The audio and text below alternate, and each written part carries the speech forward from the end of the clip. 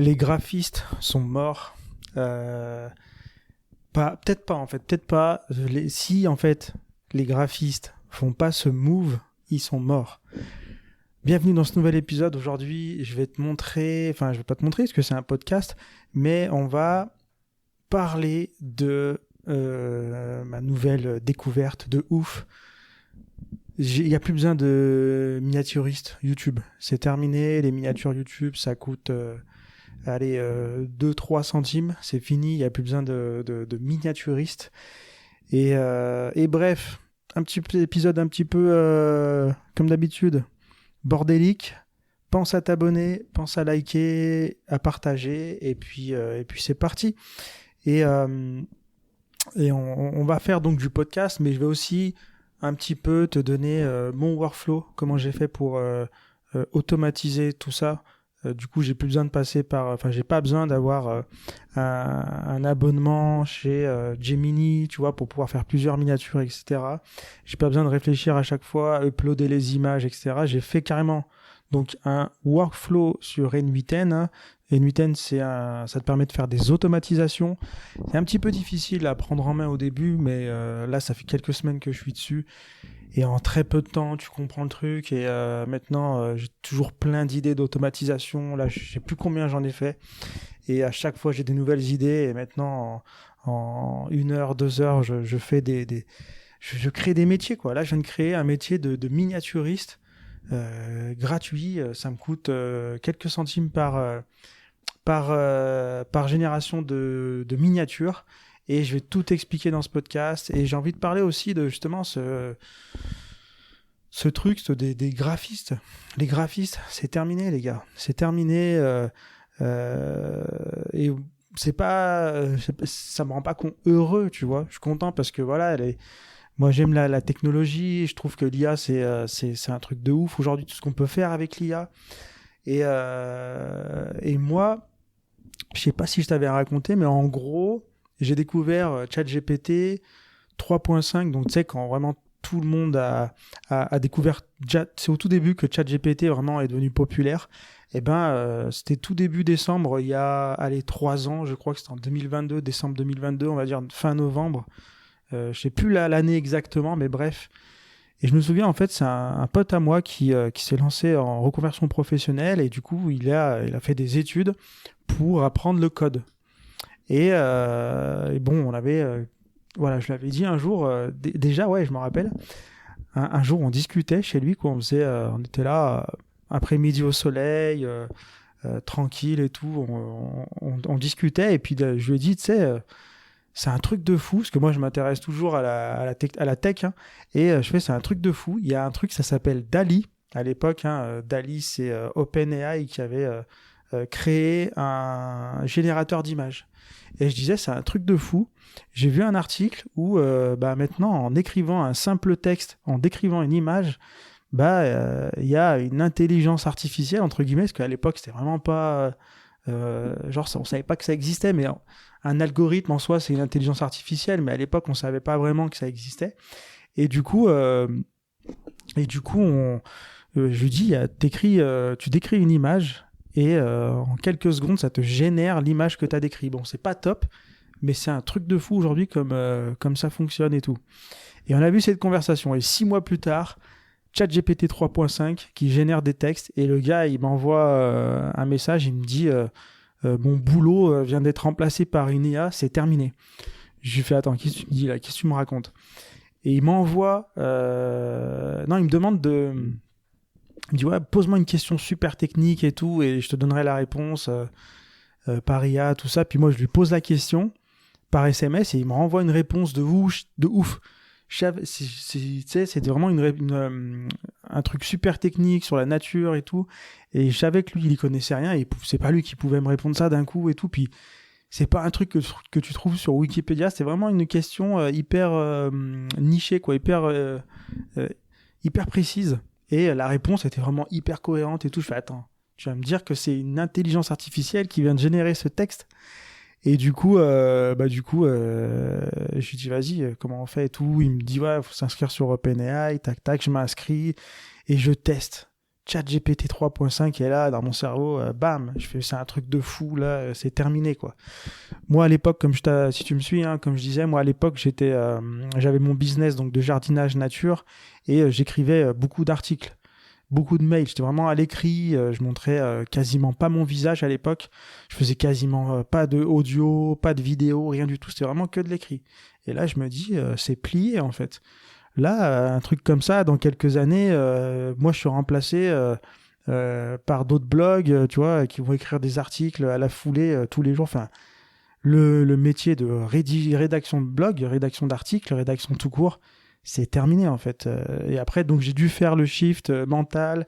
Et je crois que c'est 1 an après où j'ai commencé vraiment j'ai fait plein de tests avec l'IA. Je me souviens, j'avais fait des comptes Instagram où je racontais des histoires avec des images générées par Midjourney et tout. Voilà, puis au bout d'1 an, je me suis dit, il faut vraiment que je fasse le shift, il faut vraiment que je passe à l'audio. Et j'ai lancé un podcast 1 an plus tard.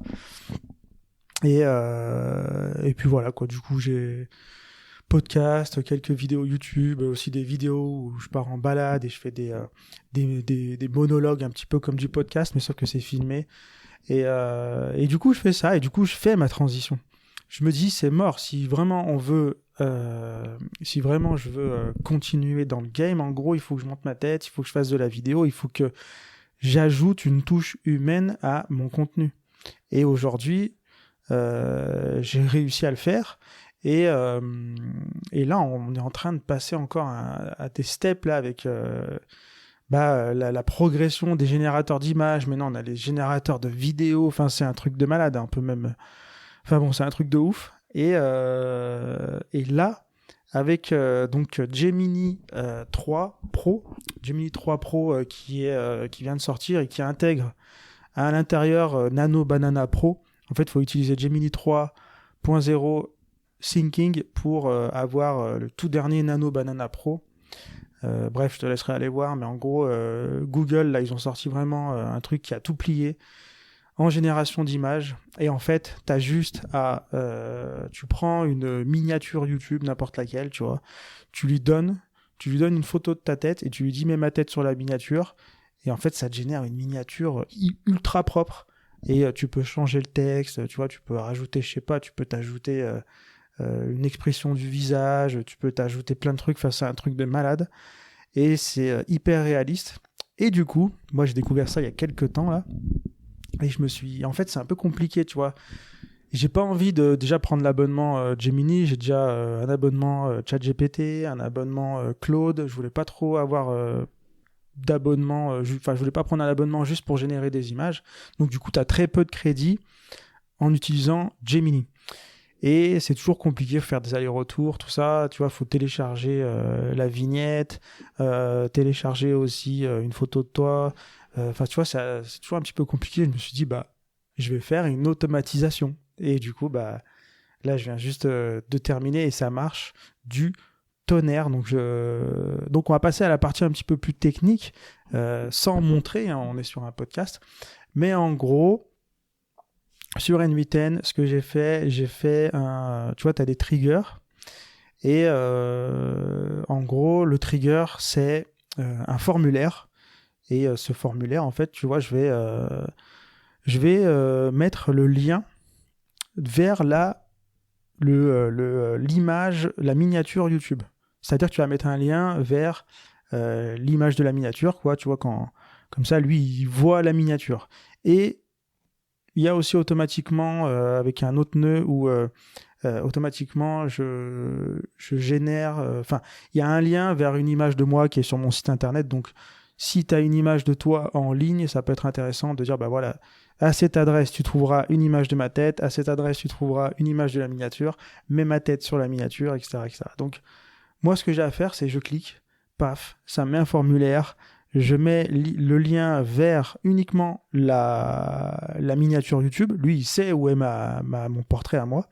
Et je peux mettre, tu vois, quelques instructions comme remplace le texte par ça, ajoute ça, enlève ça, etc. Ou mets un fond un peu plus nature ou un fond un peu plus sombre, etc., etc. Et du coup, ça, c'est le premier truc. Et après, en fait, au bout de quelques 40 secondes, au bout de 40, 50 secondes, une minute, j'ai la miniature, j'ai rien d'autre à faire, quoi. J'ai juste à dire, remplace ça et tout, et voilà, ça le fait automatiquement. Et en gros, le workflow, pour aller dans la partie un petit peu technique, c'est, je vais le mettre vite fait pour être sûr de ne pas oublier quelque chose, mais en gros, le workflow, c'est, il y a donc un formulaire où tu mets ta miniature, le lien vers la miniature, plus les instructions. Après, lui, il va chercher et ajouter l'adresse où il y a ta tête, où il y a ton portrait. Après, il y a un prompt qui va expliquer un petit peu le truc, quoi. En gros, qu'il faut qu'il fasse... c'est un prompt qui va générer un prompt pour aller sur Banana Pro et lui dire, voilà, lui mettre un prompt et après récupérer l'image derrière. Donc, derrière, j'ai donc un prompt qui génère un prompt. Ensuite, j'ai un autre nœud. Tu sais, dans les workflows Uniten, tu as des nœuds, en fait, c'est des actions, tout simplement. En fait, il y a une autre action après, derrière, qui va donc aller... Moi, j'ai choisi, du coup, kai.ai. Donc, KIE.ai. C'est un site. C'est un peu comme OpenRouter. Tu sais, OpenRouter... c'est un endroit où tu vas avoir une seule API, donc un seul endroit où tu vas pouvoir aller utiliser des crédits pour faire des appels sur des LLM, sur des générateurs d'images, etc. Et avec OpenRouter, en gros, ce qui est bien, c'est que tu vas dire, voilà, moi je veux utiliser, tu as tous les LLM, c'est-à-dire que tu as tous les chats GPT, tu as tout Claude, tu as tout DeepSeek, etc., etc.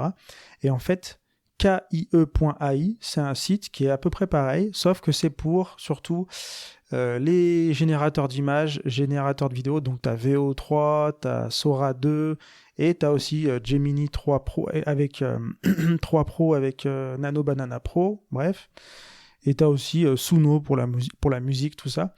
Donc voilà, moi j'utilise KIE.ai, je te recommande, c'est pas mal. Pareil, tu recharges ton API et après tu as ton API et c'est terminé. Et puis voilà, puis ensuite, ça envoie l'info à Nano Banana Pro, et après, 30 secondes plus tard, bim, ça te renvoie l'URL, et il y a une URL que tu mets dans ton navigateur, et bam, ça télécharge la miniature, et c'est propre. Enfin bref, c'est un truc de fou. Donc ouais, je me souviens à l'époque, il y avait les graphistes qui quand je faisais certains posts sur les réseaux sociaux, notamment sur Thread, où je parlais justement d'intelligence artificielle, tout ça, il y avait tout le temps, où j'utilisais, c'est ça en fait, j'utilisais pas mal d'images générées par intelligence artificielle pour avoir, ça marchait bien en fait à l'époque. Aujourd'hui c'est un petit peu mal vieilli, tout ce qui est images générées par intelligence artificielle, mais à l'époque ça donnait plus de visibilité qu'un simple texte écrit, en tout cas sur Thread, sur Instagram aussi un petit peu. Et du coup, et sur Facebook aussi, et du coup, j'ai fait des millions de vues. Hein. C'est pas, ça donne pas un petit peu de visibilité. Hein. Ça m'avait fait j'avais atteint le million de vues, mais c'était plutôt des centaines de milliers de vues que j'arrivais à faire avec des trucs pareils, des automatisations ou des prompts un petit peu bien ficelés, tu vois. C'était pas encore les automatisations à l'époque, mais j'avais fait des prompts assez bien ficelés, et j'avais trouvé un bon délire pour faire des dizaines et des centaines de milliers de vues sur Facebook, Instagram, et un petit peu sur Thread, mais Thread ça marchait moins bien. Mais bref, Thread, je me suis fait tailler de ouf, parce qu'il y en a qui disaient en plus tu vois, je parlais de jardinage, d'écologie, donc ouais, tu parles d'écologie et tu utilises l'intelligence artificielle, etc., etc. Enfin, je sais plus, tu vois, ça, ils m'en envoyaient plein la gueule. En fait, moi, j'ai envie de leur dire, et c'est ce que je leur disais, en fait, juste, je m'adapte. Tu sais, il y a une technologie, voilà, moi, je suis sur Internet, je suis créateur de contenu. Bien sûr que j'aime la technologie, j'aime partager, je me renouvelle aussi, tu vois, on est aussi solopreneur, on est là aussi pour s'adapter au monde dans lequel on vit, et on se renouvelle. Et du coup, voilà, on suit la technologie. C'est comme si à l'époque, quand Photoshop il est sorti, c'est comme si tu n'y étais pas allé en fait. Tu sais, bref. Et en gros, Et je me faisais insulter, tout ça, puis j'essayais de leur expliquer qu'il faut s'adapter, tout ça, que moi j'étais passé par là justement avec ChatGPT il y a 2 ans, et qu'aujourd'hui les générateurs d'images ils commencent à être pas mal, et qu'il faudrait peut-être qu'ils s'y mettent aussi à l'intelligence artificielle, parce que de toute façon ils vont s'y mettre au bout d'un moment, et ceux qui s'y mettront pas, ils passeront à la trappe, donc voilà, et aujourd'hui on est vraiment à un stade où c'est fini miniaturiste, hein, c'est terminé quoi, enfin ça va peut-être prendre encore un peu de temps, mais toi qui écoutes ce podcast, sache que c'est terminé, que tu peux facilement avec tout simplement l'automatisation dont je viens de te parler, bah, tu peux faire tes propres miniatures, et je te dis, hein, ça coûte, je sais pas, 2-3 centimes, hein, j'ai pas vu, t'achètes des crédits, là j'ai acheté pour 5 balles 1000 crédits, et en gros, une miniature c'est 3-4 crédits, donc en fait c'est rien du tout, tu vois. Et donc voilà, c'est juste pour dire, c'était juste pour dire ça en fait. Les graphistes, si t'es graphiste, bah franchement, commence à t'inquiéter un peu. Si t'es pas encore dans l'IA, et essaie de trouver, je sais pas, après peut-être dans Photoshop, maintenant il y a des trucs d'intégration d'IA, bah, commence à apprendre le prompting, commence à utiliser des IA, commence à entraîner ton cerveau à passer en mode plus manager en fait, tu vois, donner des consignes, plus, voilà, si t'as en gros, on rentre dans l'ère de ceux qui ont une vision, tu sais, il y a ce truc où il y a ceux qui voient l'arbre et ceux qui voient la forêt. Bah, en fait, ceux qui voient l'arbre, c'est qu'ils sont vraiment focus sur un truc, enfin, je veux dire, pas focus, c'est pas le bon mot, mais c'est des personnes qui sont douées, tu vois, sur une tâche spécialisée, spéciale et tout. Et ceux qui ont plutôt tendance à voir la forêt, c'est des personnes qui arrivent à voir toutes les interactions entre les éléments, qui arrivent à voir les systèmes, tu vois, voilà, en général, les esprits partent dans tous les sens, hein, tu le vois bien dans ce podcast, hein, ça part souvent dans tous les sens, mais c'est aussi parce qu'ils ne sont pas vraiment préparés, hein, pas du tout préparés même, et donc voilà, on rentre vraiment dans l'ère où on est là, on doit arriver à être architecte.